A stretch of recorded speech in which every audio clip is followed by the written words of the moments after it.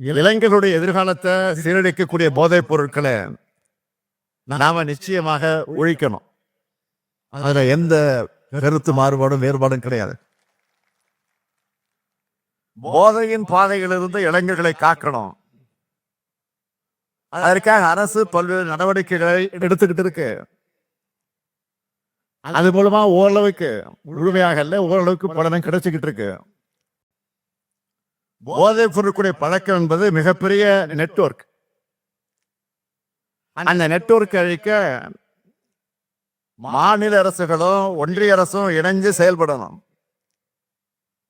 ஏராளமான போதை வஸ்துகள் நாட்டுக்குள்ள வருது. அதிகப்படியான போதைப் பொருட்கள் எந்தெந்த துறைமுகங்கள் வழியா நாட்டுக்குள்ள நுழையுதுன்னு நம்ம செய்திகள்ல பார்க்கிறோம், படிக்கிறோம். இந்த நுழைவு வாய்களை நாம அடைச்சாகணும்.